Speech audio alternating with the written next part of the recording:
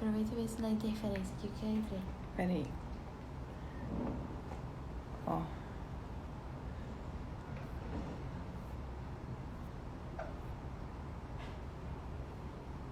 Bia entrou, Sandrinha, minha cunhada. Dá oi. Oi, gente. Ah, Guilherme. Saudade. Nath, fofa. Que bom que vocês estão aqui. Boa, Sandrinha. Então, a questão de espaço, já eu chamo o Miro. Tá bom? Saudades, hein? Fala, Alê. Alê Borim. Grande remador. Lili. Seu Altamiro já entrou.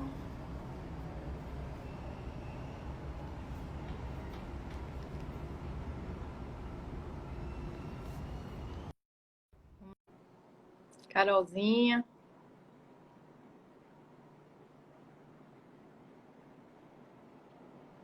Miro já tá entrando. Boa, Miro. Eu sei que você é pontual, né? E aí, tá me ouvindo bem? Tô te ouvindo bem. O pessoal que tá entrando também, tá ouvindo legal?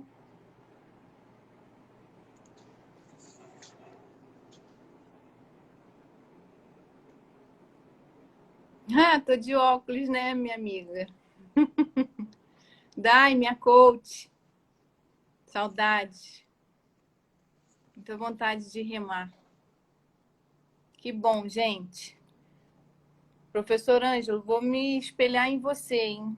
Que a sua live foi maravilhosa.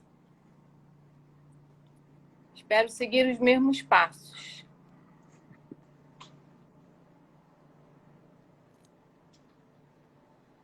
Que bom, que bom. E aí, Miro, pontualmente, como você gosta? Essa dupla é boa. Essa dupla tem 27 anos, hein? Não é mole, não. Joga junto há muito tempo.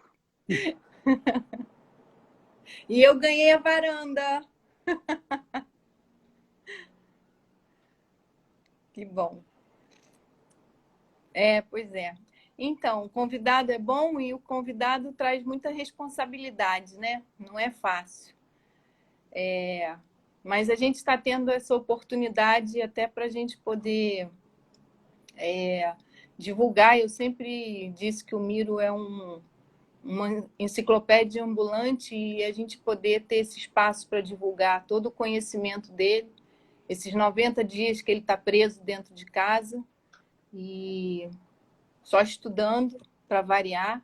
Então, a gente quis ter a experiência de oportunizar um pouquinho de conhecimento para vocês.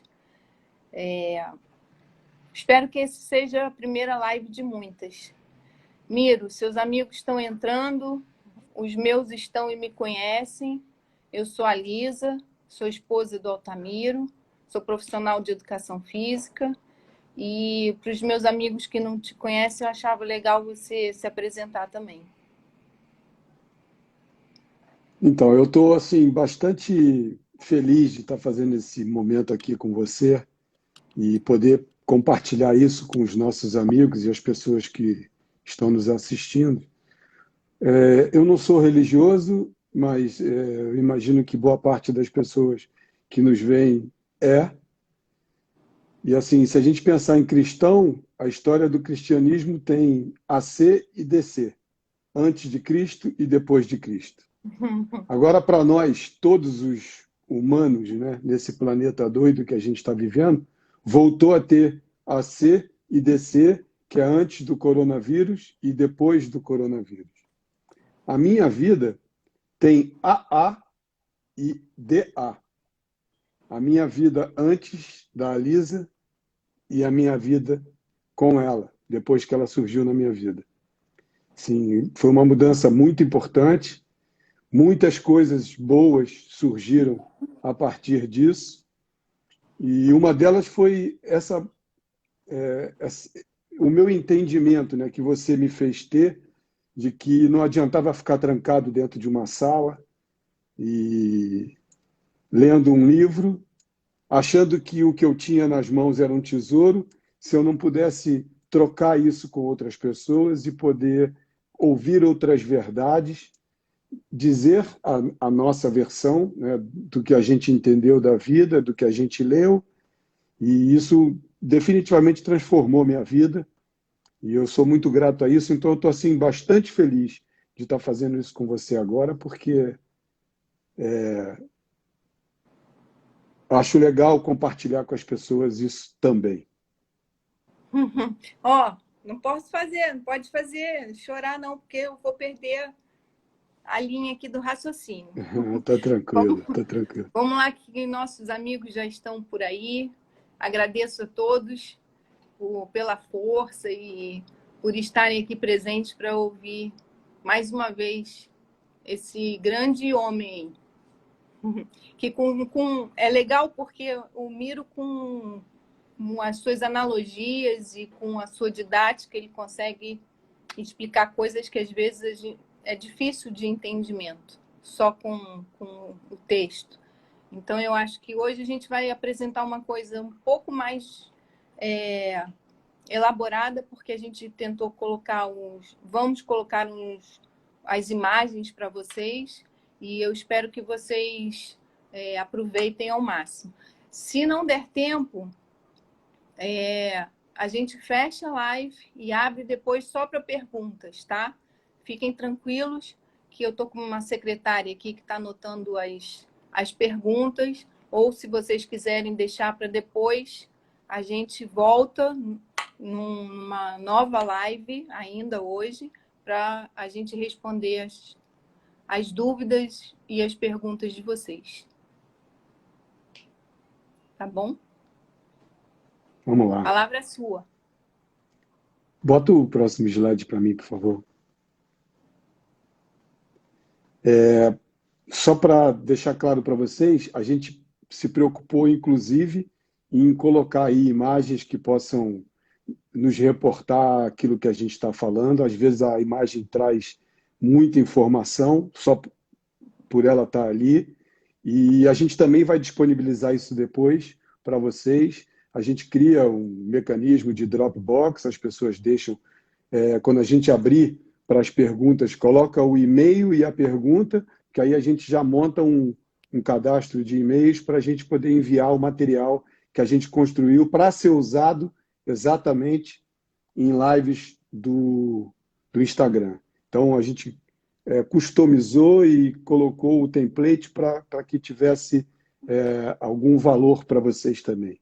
A ideia é exatamente a gente discutir o preço que a gente está pagando hoje por passar muito tempo sentado. É essa a ideia que a gente quer passar para vocês hoje. A gente vai trazer artigos, mostrar que tem muita coisa publicada a respeito, mas não é a ideia de dar uma aula sobre fisiologia do sedentarismo ou da atividade física. É trazer informação, mostrar para vocês que isso já está sendo discutido há muito tempo, e depois de vocês terem calma para poder olhar cada um desses gráficos, analisando com calma. Por favor, o outro. Então, a palavra sedentarismo, a gente hoje usa ela para definir a inatividade, mas ela de fato surgiu há muito tempo atrás para caracterizar o homem que saiu da condição nômade, né, de caçador e coletor, para se estabelecer num lugar específico, ou seja, fixar residência. Então, esse termo, originalmente, foi criado com essa finalidade. Eu não sei quando isso aconteceu, né? Nem quando o termo foi usado pela primeira vez, nem quando o homem efetivamente marcou a sua passagem da condição de nômade para sedentário, mas posso afirmar a vocês que foi usado com essa intenção, e hoje o sedentário está ligado a ficar sentado muito tempo ou não praticar atividade física. O mais curioso de tudo é que a gente que trabalhou durante muito tempo em academia, a gente, quando está entrevistando, quando está fazendo a entrevista, a anamnese do nosso cliente, e você pergunta qual é o histórico de vida recente ou de vida passada dessa pessoa, e a gente diz a gente enquadra, a gente etiqueta essa pessoa como sedentário, ela pula na cadeira, tipo assim, eu não sou sedentário, eu faço atividade física, eu jogo minha pelada no final de semana e eu caminho.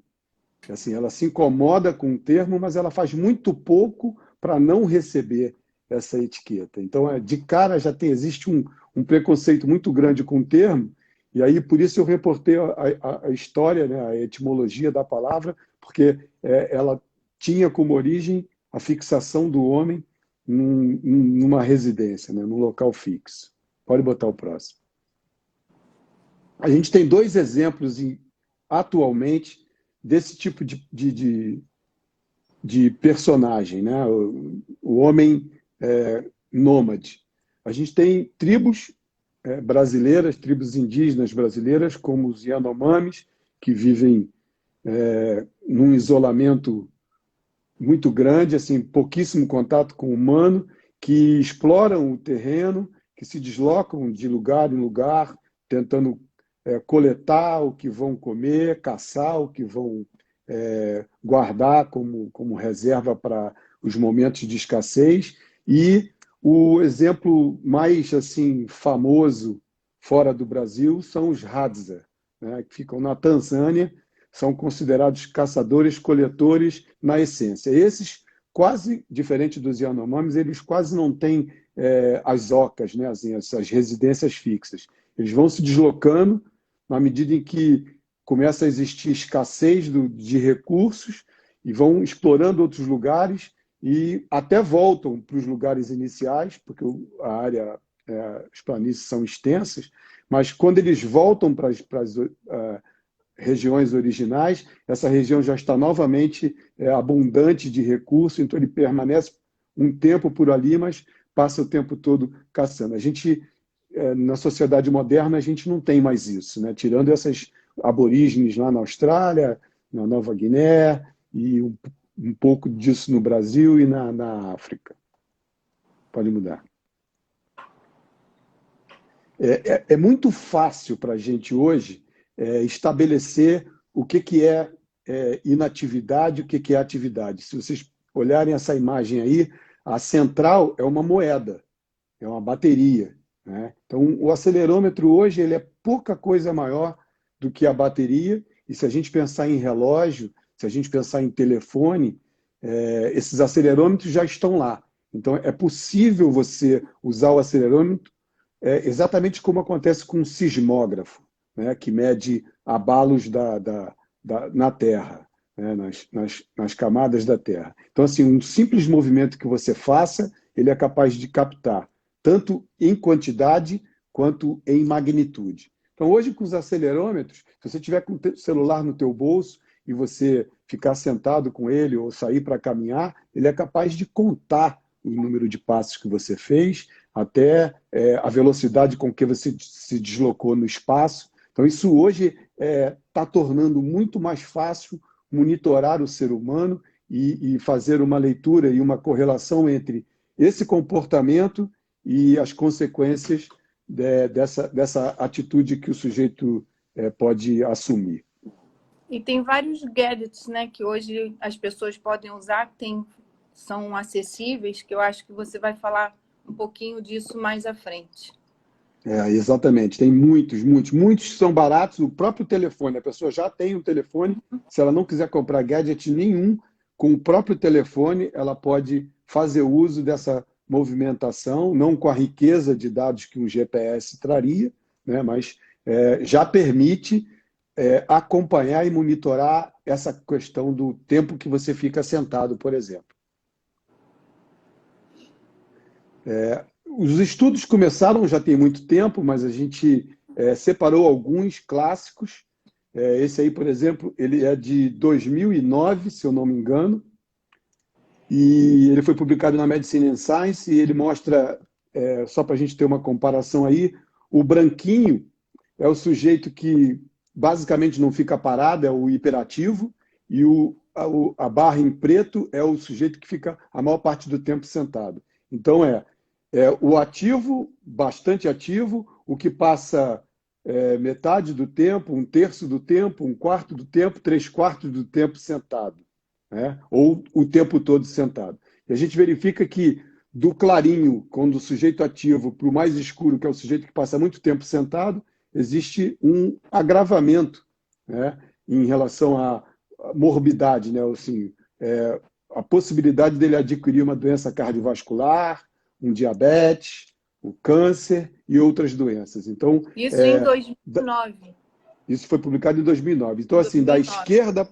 da esquerda para a direita, o comparativo entre comportamentos, hábitos de muito ativo até o sujeito completamente estacionado o dia inteiro e o risco de agravar ou de adquirir uma doença dessa. Então, uma coisa assim, no slide seguinte a gente pode mostrar melhor, é curioso ver, pode mudar, que se vocês olharem o de cima, mostra pessoas com peso normal, tá? Com a massa corporal normal, pessoa com ligeiro sobrepeso, que é o grupo de barras do meio, e pessoa com grande sobrepeso, obesidade mórbida, né? Então, a gente tem 3 grupos de barras aí. O sujeito com baixo índice corporal, ou seja, sujeito saudável do ponto de vista de composição corporal, o sujeito com ligeiro sobrepeso e o sujeito obeso, né? E a gente verifica que nos 3 grupos, você sendo ativo, pouco ativo, bem ativo ou nada ativo, você vai verificar que o agravamento acontece também independente da forma física do sujeito. Seja ele magro ou seja ele obeso, existe um agravamento se ele não faz atividade física e se ele é um ativo, não precisa ser atleta, mas um sujeito que faz atividade física. A gente depois define bem isso, que vai ser interessante, tá? No quadro de baixo, a gente tem... Não, passou. Volta no de baixo, a gente está falando de fumantes, não fumantes e ex-fumantes. A mesma coisa. Existe uma diferença significativa no não fumante, no ex-fumante, no fumante, no agravamento do quadro, na medida em que ele é ativo, pouco ativo e inativo. Então, isso aí, em 2009, já havia uma preocupação com isso. É muito marcante, se a gente comparar a barrinha branca com a barrinha negra, o quanto impacta nos 3 grupos. Mesmo não fumante, Verdade. tem maior risco de adquirir doenças, né? Essas doenças que a gente falou, diabetes, a obesidade mórbida, e o câncer, e as doenças cardiovasculares, em função do estilo de vida sedentário. Pode mudar. Esse outro é de 2010, né? Aí comparando as alterações agudas de insulina e glicose no sangue em função desses comportamentos de ser ativo, procurando manter o mesmo padrão. Ativo metade do dia, ativo 2/3 do dia, ativo 3/4 do dia, sedentário o dia todo. Pode mudar? E aí, depois vocês vão olhar com calma, eles comparam 2 grupos, com peso normal e com sobrepeso, separam homens e mulheres e separam brancos europeus de asiáticos.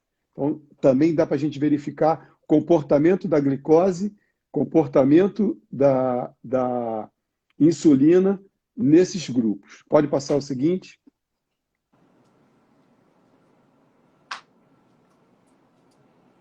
Foi.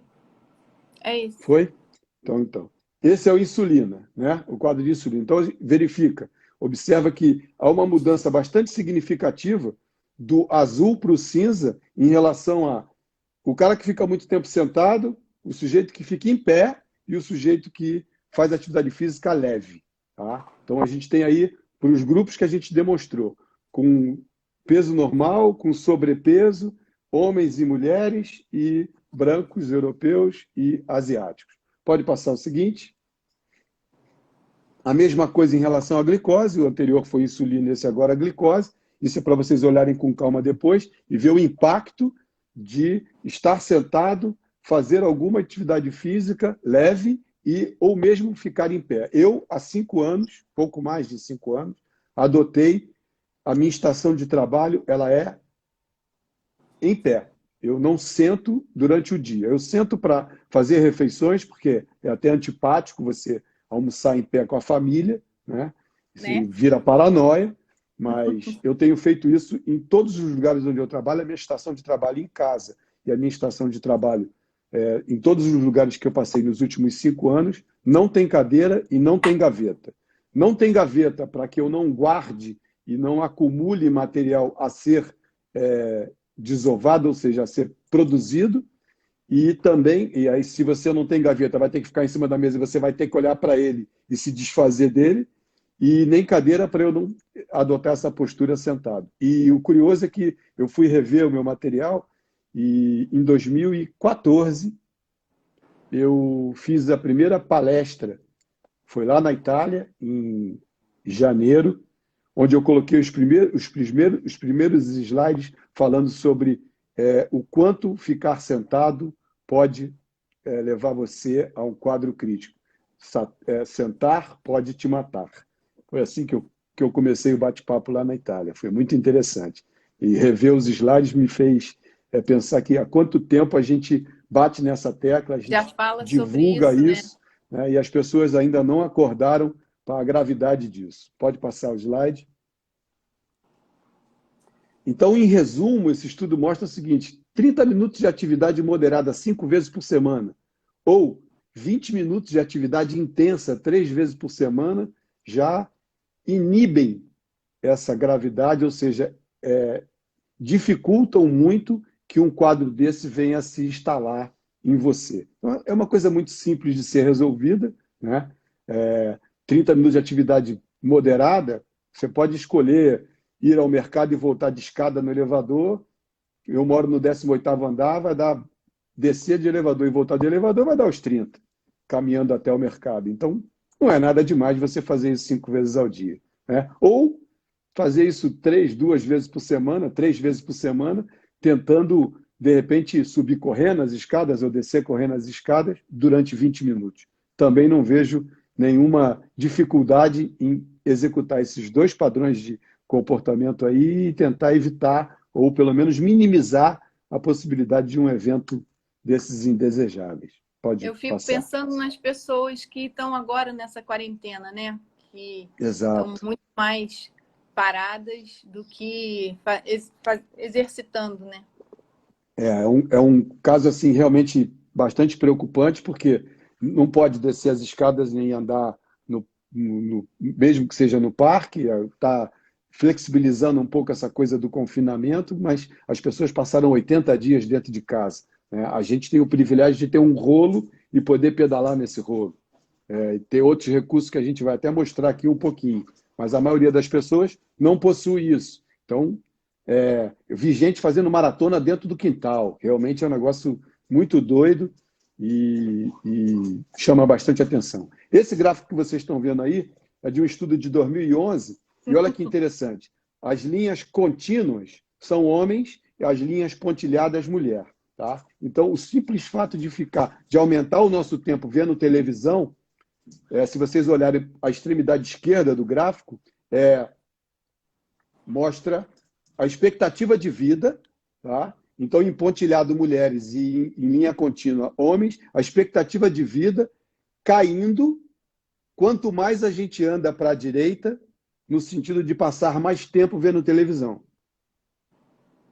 Olha o quanto despenca em termos de expectativa de vida, o simples fato de você passar de nenhuma hora sentado vendo televisão para 6 horas sentado, o gráfico despenca de 82 anos ali para o limite, 83 anos para o homem, para 70, 68 anos de idade. É um absurdo. É um absurdo. Então, isso também para vocês olharem com calma depois e ficarem estarrecidos com o impacto que isso provoca no nosso organismo. Esse gráfico daí também falando sobre a questão das pequenas mudanças do período sentado, ou seja, existem dispositivos que a gente usa, como a Mi Band, como o Garmin Fenix, ou outros modelos, como o Vantage da Polar, como o Oura, que podem tremer, avisando a você que você já está há muito tempo sentado, simplesmente para você levantar e beber uma água, ir até o banheiro e tal. Quer dizer, assim, essas pequenas mudanças, um break na sua inatividade, na sua inércia, pode gerar uma mudança significativa na qualidade de vida. Pode mudar. E eu achando que você me dava esses brinquedinhos assim para me controlar, hein? Olha Não, só. até que não. Eu até fico monitorando você via satélite, mas na verdade eu estou muito preocupado com a sua qualidade de vida e com a sua longevidade, que eu espero fazer 50 com você, tá? 60 anos Obrigada. juntos. Tá? Então aí também mostrando essas alterações de glicemia, aí no caso é glicose, o gráfico mostra a glicose, do sujeito que fica o tempo todo sentado, do sujeito que fica a parte sentado, do sujeito que faz mudanças, né? Levanta de tempos em tempos, de períodos em períodos. Pode passar? Idem, o mesmo assunto, o gráfico de cima mostrando as alterações de insulina, ou seja, simples mudanças no levantar já geram uma alteração do comportamento da insulina no nosso organismo, né? Então, é bastante interessante a gente observar que pequenos hábitos modificados podem gerar grande impacto. E é sobre isso que a gente vai falar no final próximo do final da nossa live, que é mostrando pequenos truques que você pode criar para não viver, não cair na armadilha do sedentarismo absoluto. Vamos lá, pode passar. Esse é um estudo clássico, publicado em 2013, aí está pequenininho também, não dá para vocês verem direito, parece aquelas aulas em curso que o sujeito bota o slide na tela e a galera lá do fundo não consegue ver, então é para vocês poderem olhar depois, para causar esse desespero, né, se ninguém consegue enxergar nada, né? E ainda tem aquela pessoa que vai olhar para isso tudo, mesmo que estivesse vendo de perto, ainda vai ficar apavorada porque não consegue entender o que cada gráfico desse significa, mas é só para mostrar para vocês em relação a várias doenças, vários tipos de câncer, né? Câncer de esôfago, câncer de intestino, câncer de pulmão, e o que a atividade física, ou o tempo sentado vendo televisão, a quantidade de horas que você fica sentado vendo televisão pode impactar nessa morbidade, ou seja, na possibilidade de você vir a ser acometido por um câncer, por exemplo, em N partes do corpo. Isso é para olhar com calma depois. É grave. 2014 o estudo.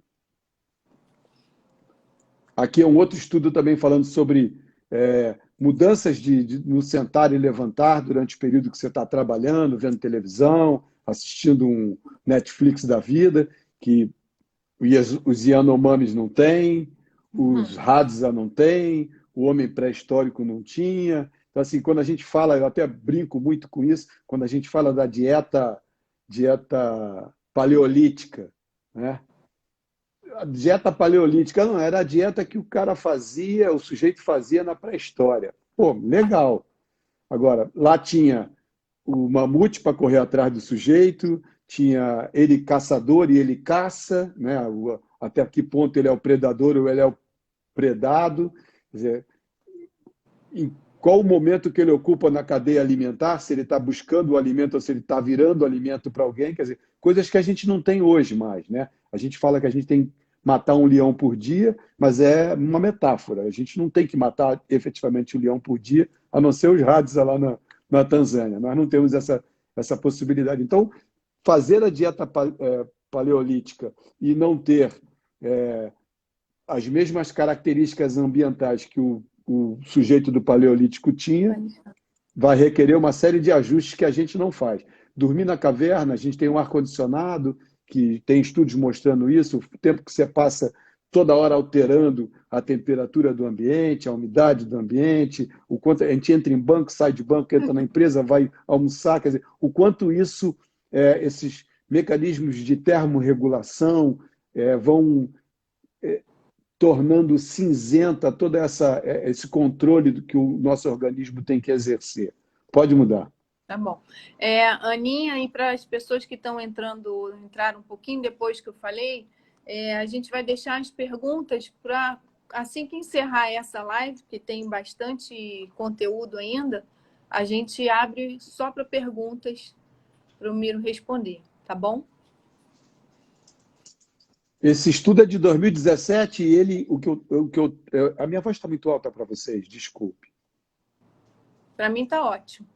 Tá, então, se está para você, deve estar para as outras pessoas, mas você é suspeita para falar que está ótimo, mas eu só quero saber mesmo a altura do volume da minha fala para não estar estourando o tímpano das pessoas aqui. Meu filho vive me controlando sobre isso. Ele fala que eu falo alto demais no celular, e especialmente nas lives. Estou até moderando um pouquinho. Mas o que eu acho que tem de muito legal nesse estudo aí, de 2017, é esse gráfico que mostra em roxo, lilás, sei lá, essa cor aí à esquerda no alto, que é o período que a gente dorme, embaixo, em azul, o período que a gente fica sentado ou inativo, e em verde, as várias alterações que a gente deve fazer em relação a atividade moderada, atividade leve e atividade intensa.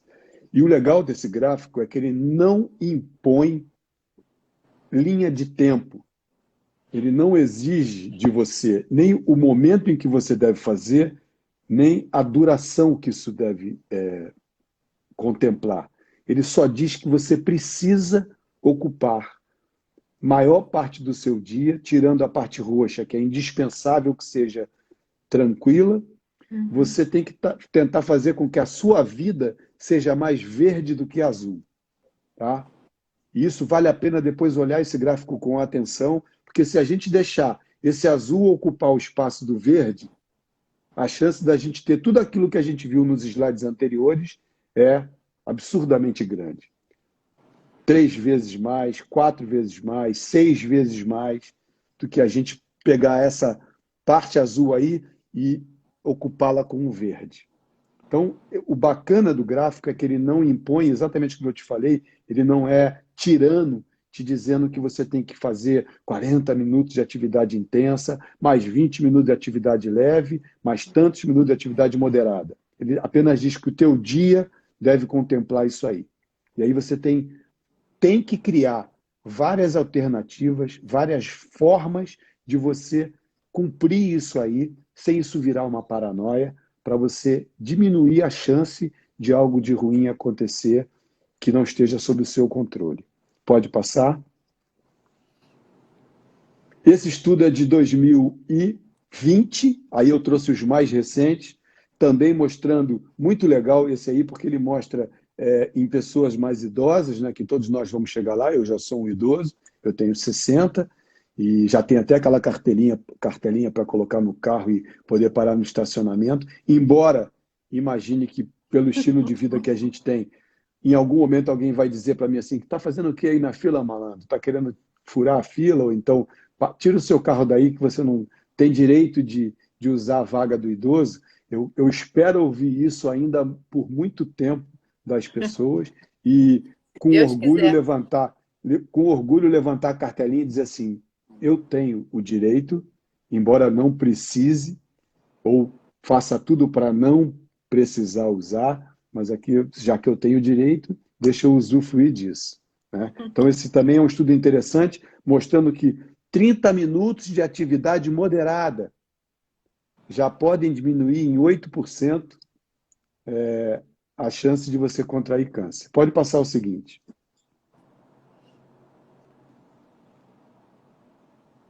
"30 minutos de atividade intensa reduz em 31%. A gente passou de 8% para atividade moderada para 31% de redução por morte de câncer, gente.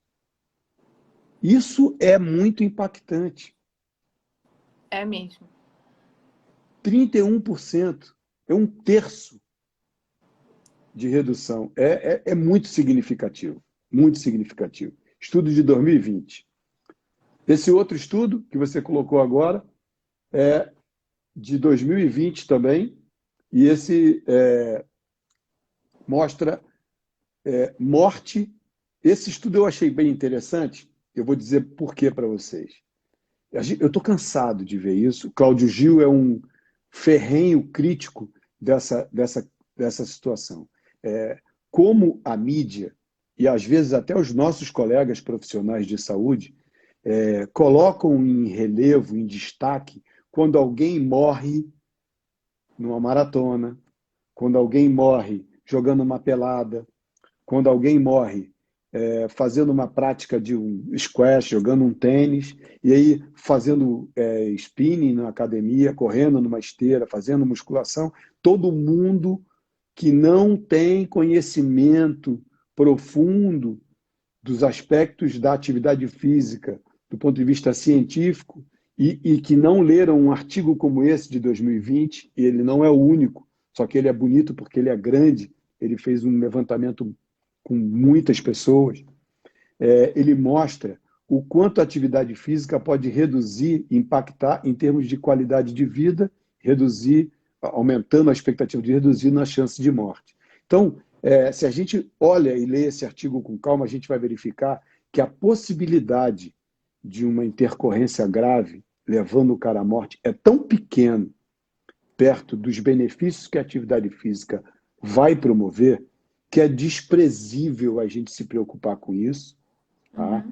Se a gente considerar que dentro de uma academia com 800 clientes, pode vir a falecer por causa disso, isso é uma fatalidade, em relação aos outros 79 casos, 799 clientes que vão frequentar a academia e vão viver mais 2 anos por causa disso, mais 3 anos por causa disso. Ou vão morrer de morte natural e não de um câncer avassalador.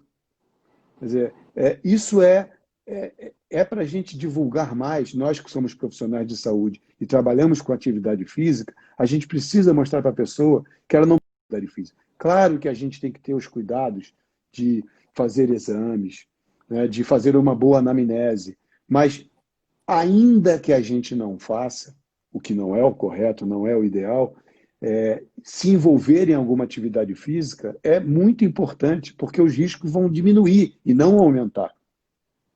É claro, se uma pessoa tiver uma comorbidade, se ela tiver uma alteração importante, por exemplo, nos acessos de artérias e veias pelo corpo, né, um entupimento, uma diminuição da luz do vaso, um coágulo, é claro que isso a gente precisa considerar. Só que essa pessoa morreria sentada vendo TV, abrindo um e-mail e recebendo uma notícia ruim. Ou seja, não precisa necessariamente ser fazendo atividade física. Vai acontecer lá, porque lá ela se expôs, mas poderia ser em qualquer outra sob Sim. qualquer outra circunstância. Simplesmente pelo fato de ela receber uma notícia ruim, que vai fazer uma descarga adrenérgica, um aumento do batimento cardíaco, já pode levar essa pessoa a uma resposta isquêmica, que pode levar a um problema muito grave. Então, assim, esse estudo é muito bonito, as pessoas que trabalham com atividade física devem ler e devem divulgar. Pode passar, por favor. Essa é a continuação do estudo, ele é complexo. Então, agora a gente está entrando na parte que eu acho mais legal da nossa conversa. Deem uma olhada nisso. Esse gráfico, ele foi atualizado hoje, tá? Eu atualizo ele todos os dias, que eu entro nesse site para ver se houve alguma mudança, e isso está se mantendo desde o início da pandemia até agora, mais ou menos nesse perfil. Tá? A quantidade de pessoas que agrava frente à Covid-19 tem 10,5% desse público de pessoas que têm doença cardiovascular. 7,3% diabetes. Tá? Então, assim, o diabetes ocupa um espaço muito importante no risco de agravamento. O Vini está assistindo e o Vini é um amigo diabético. Então, mas aí tem um dado interessante. O estudo apresenta um número frio e ele pode levar as pessoas a uma interpretação equivocada disso que vocês estão vendo aqui. Esse diabetes aqui não é o diabético estabilizado. Não é o diabético bem acompanhado clinicamente pelo seu médico, nem o sujeito que tem hábitos saudáveis, né, onde glicemia, insulinemia, os horários de alimentação Está são controlado. regulados, está totalmente controlado. Ou seja, o diabético controlado não se enquadra nesse perfil. Esse aqui é o diabético que não sabe que é doente, ou é o diabético que, apesar de estar sendo acompanhado, não está tomando o medicamento na dosagem correta, ou seja, ele se tornou diabético, ele foi lá no médico, o médico prescreveu a dieta, prescreveu a medicação que ele tem que tomar, e ele nunca mais voltou no médico. E ele continua tomando remédio, tipo assim, foi isso aqui que o médico mandou eu tomar, eu estou tomando. E aí a gente não sabe se, porque a vida dele ficou mais atribulada, se ele passou a ser menos regrado, se ele passou a ser mais abusado no comportamento dietético, e ele piorou o seu quadro, e aí continua tomando as mesmas medicações, nas mesmas dosagens que ele tomava quando foi ao atendimento, né, quando ele foi se tratar, no caso. Isso tem paciente que fica 1 ano e meio, 2 anos, só volta quando tem algum agravamento, né, quando o quadro sai do equilíbrio de uma forma assim, bem crítica. De uma maneira geral, é desse cara que a gente está falando. Só que ficar sentado muito tempo, e a gente viu nos gráficos anteriores, é pior do que ser diabético. Não está aqui. Sabe por quê? Porque você não tem esse controle hoje nas estatísticas da Covid-19 disponível para todo mundo. Tem países que estão fazendo isso, porque estão monitorando as pessoas usando gadgets, né? Nós aqui no Brasil nem temos vacina, não temos nem exames para a população nos níveis que a gente precisava ter, quiçá poder monitorar as pessoas para saber se elas estão ficando muito tempo sentadas. Só para vocês terem uma ideia, uma pessoa que passa o dia inteiro sentada no sofá, trancada dentro do apartamento, inativa, ela se enquadra perfeitamente no somatório desses dois mais extensos, essas mais duas extensas barras que vocês estão vendo aí, tá? Entendam isso.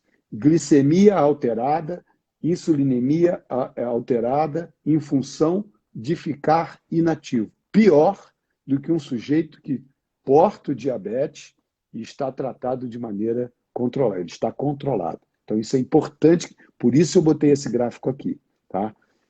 Eu diria a vocês que ficar sentado muito tempo, como os gráficos anteriores mostraram, pode levar você a ocupar esses, primeiro, de cima para baixo, e segundo, gráficos em médio espaço de tempo.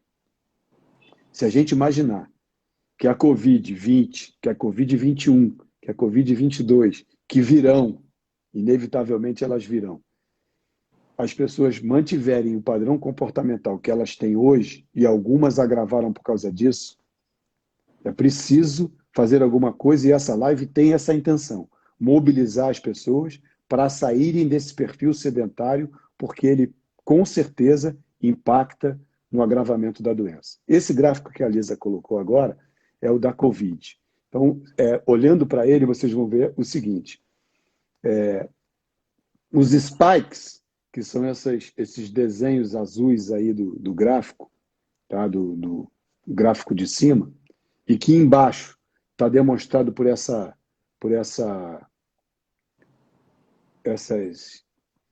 alterações, aí, essas pontinhas que o SARS-CoV-2 tem, eles se conectam com no gráfico de cima, no desenho de cima, eles se conectam essa árvorezinha roxa aí que está na célula, e é através dessa conexão do spike com esse receptor que o vírus invade a célula. Tá?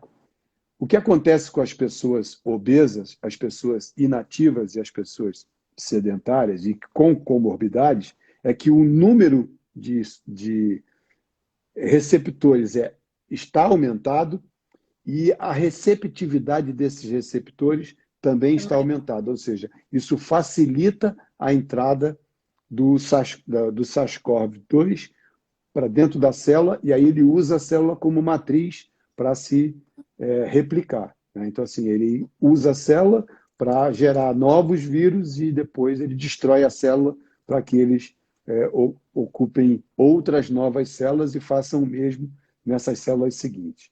Passa para o slide seguinte. Esse slide seguinte, ele mostra que é possível a gente identificar, através de polimorfismos, quem tem mais receptores e quem tem menos receptores, para a ECA2, né? Aí está AC2 porque está em inglês. Acho que responde um pouco a pergunta da Aninha. Qual foi a pergunta dela? Continua.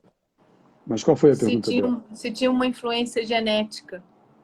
Existe uma influência genética, tá? E existe a epigenética, que é o quê? O estilo de vida da pessoa. Tá? Todos nós temos um código genético, que seria a receita do bolo, mas a gente pode fazer o bolo ficar bom ou ruim, dependendo dos ingredientes que a gente compra, né? Então, assim, só a receita não me basta. Eu preciso também comprar bons ingredientes e saber fazer um preparo.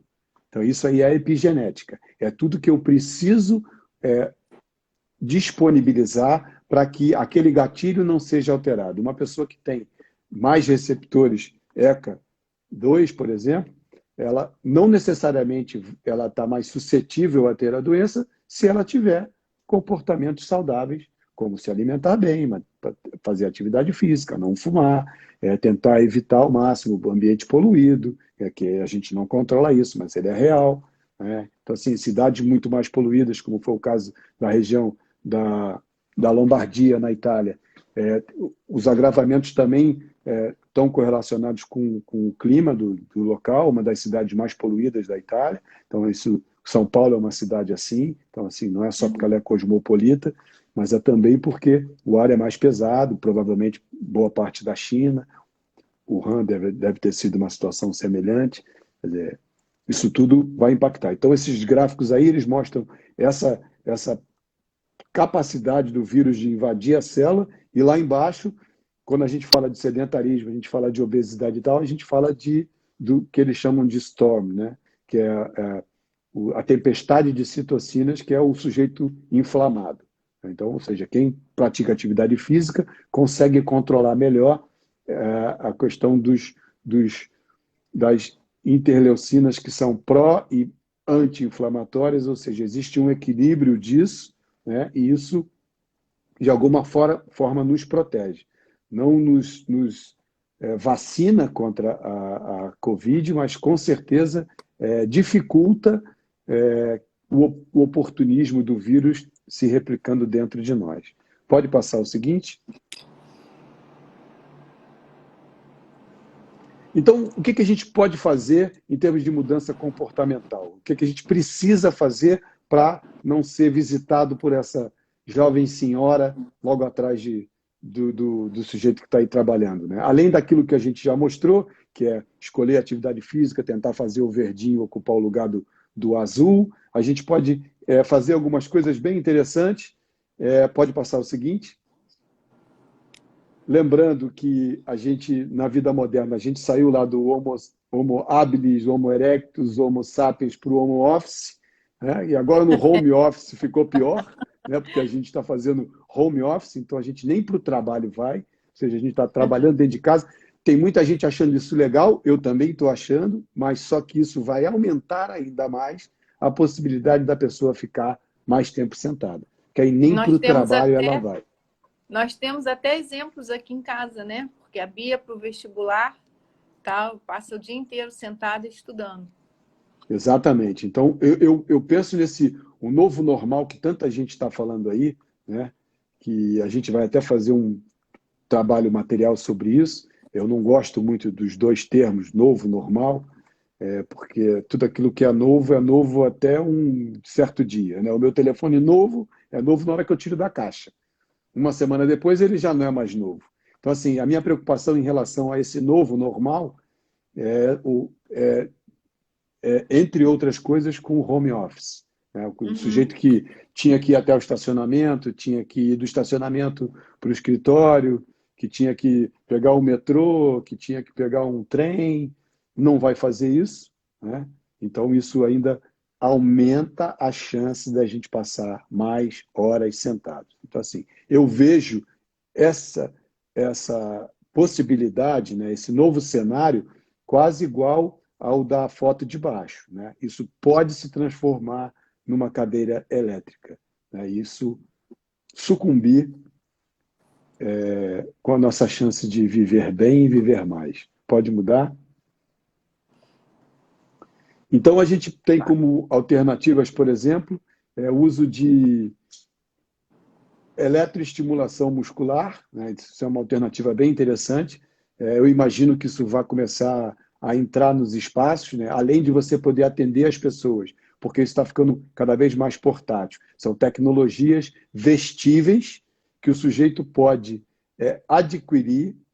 Tem muita novidade para pintar aí, a gente vai passar isso para vocês já já. Tem gente trabalhando muito nisso. O Breno Moreira Leite é um aficionado por novas tecnologias e um cientista pesadíssimo que está muito preocupado com isso. Então, ele é uma pessoa que todas as ações dele têm enorme relevância, sempre preocupado com a saúde das pessoas. Ele vem pensando muito sobre isso e certamente vão surgir importantes nichos de mercado para o profissional de educação física, profissional de saúde e alternativa para o cidadão, para a pessoa comum. Uma delas é, por exemplo, estar no home office, né, com um colete desses, como vocês estão vendo aí na foto de baixo, com a Lisa e o meu filho Breno, onde 20 minutos de atividade física, você consegue uma resposta muito significativa, porque você tem muitos músculos recrutados ao mesmo tempo, diferente da cadeira elétrica, que é uma descarga elétrica poderosíssima que eletrocuta e detona com o sujeito. Isso sendo feito por um profissional capacitado, ele vai conseguir colocar essa carga elétrica numa dosagem adequada, distribuída pelo corpo, e isso vai provocar uma adaptação interessante. Então, isso pode ser feito tanto no ambiente corporativo, quanto dentro de casa ou no condomínio. A grande vantagem é a duração da atividade. Ou seja, 2 vezes por semana, lembra daquele gráfico que a gente colocou lá atrás? 2 vezes por semana.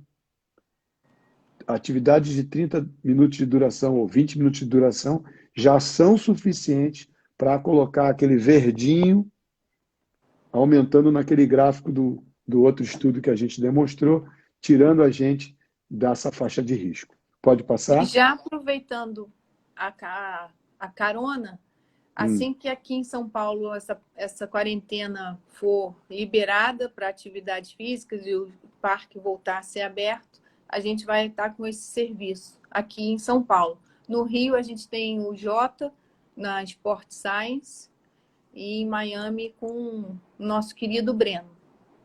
É isso aí, o precursor disso tudo. E já fiz a propaganda.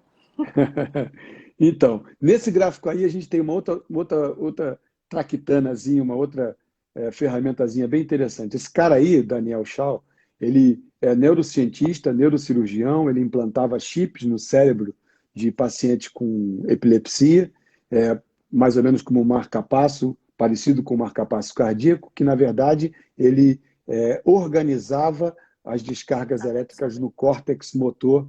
Oi? Não, desculpa. Não, tranquilo, é porque eu vi você falando.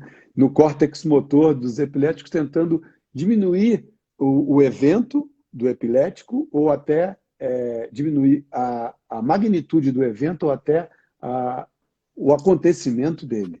Tá? Então, assim, bastante interessante. Só que isso evoluiu e hoje, no slide seguinte, vocês vão ver que evoluiu para isso. Não é só mais para epilético. Pode passar o slide seguinte, por favor.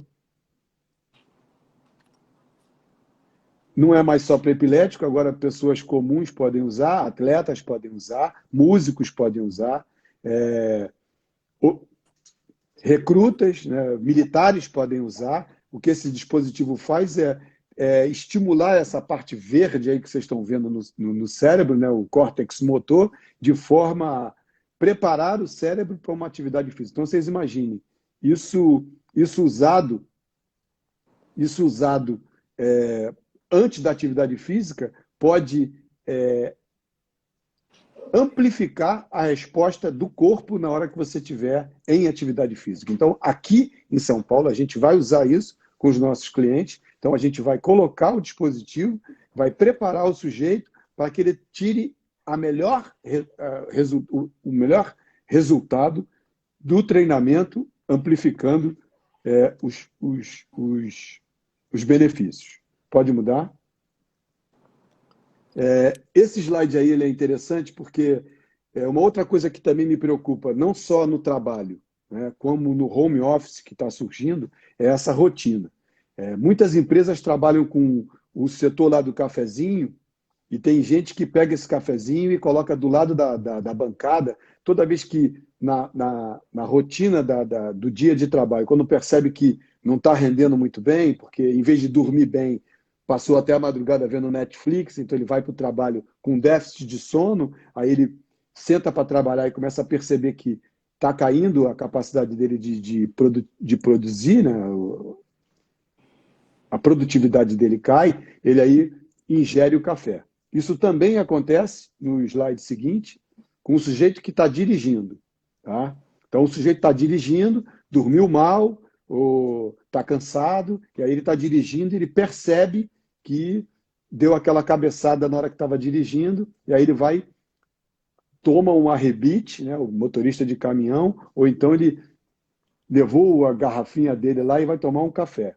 É preciso entender que tanto o sujeito que está no trabalho, quanto o sujeito que está dirigindo, não tira proveito desse café ou dessa cafeína nos primeiros 45 minutos, em média, depois de ingerido. Ou seja, tomar o café quando você está percebendo que a sua produtividade está caindo, não te ajuda nos primeiros 45 minutos. Não te ajuda na hora que você está dirigindo. Então, o que te ajuda é levantar e ir pegar o café, porque aí o fato de levantar, de sair da inércia, mobilizou teu corpo, fez o batimento subir, fez a pressão hidráulica, né, para vencer a resistência periférica do ortostatismo, gerou uma mudança no comportamento dos vasos, né, do epitélio, da musculatura vascular. Então, isso foi mais importante do que o café em si. O café vai fazer efeito daqui a 45 minutos. Então, o sujeito que está dirigindo, se ele parar numa parada dessas de estrada e sair para tomar o café, foi melhor para ele ter feito isso, porque ele andou, porque ele teve luz, porque ele falou com alguém, ele comprou o café, ele teve que se preocupar em atenção para pagar e pegar o troco, do que propriamente com o café em si. Tá? Então, é preciso que as pessoas estabeleçam que é o levantar, é o se mexer que vai efetivamente ser importante para ela. Pode botar o slide seguinte. Esse slide eu trouxe de forma proposital, porque eu tenho falado sobre esse anel há pouco mais de um ano. Eu dei uma aliança para a Lisa há um ano atrás, igual a minha, né? Igual a essa aqui. Vale uma fortuna. E ela, ela não tem nenhum diamante, ela não tem nenhuma pedra preciosa, uma ametista, uma esmeralda, nada disso, uma safira, mas eu tentei passar com o anel realmente assim um carinho muito grande, um desejo muito grande de que a nossa relação fique simbolizada pelo anel e que dure muito, porque esse anel nos ajuda a monitorar esse comportamento. Então é importante trazer isso agora. Hoje eu fiquei sabendo que a NBA está usando o anel com todos os jogadores da NBA de forma obrigatória para poder monitorar os atletas em relação a sono, momento que fica parado, quer dizer, o que não vem por aí. O meu sonho era poder colocar isso num clube de futebol quando eu estava trabalhando, né? Então, era essa a nossa ideia anterior. E hoje eu estou divulgando para vocês porque eu acho que todo mundo deve usar um desse. Bota o seguinte. Verdade. Antes da gente abrir para as perguntas, que a gente vai sair, vai voltar para respondê-las, eu coloquei esse slide aí, querendo que, primeiro, compartilhar com vocês a música que a gente está ouvindo. O Nietzsche dizia isso: aqueles que foram vistos dançando foram julgados insanos por aqueles que não podiam escutar a música. Eu fui chamado de louco muitas vezes por falar sobre coisas que as pessoas não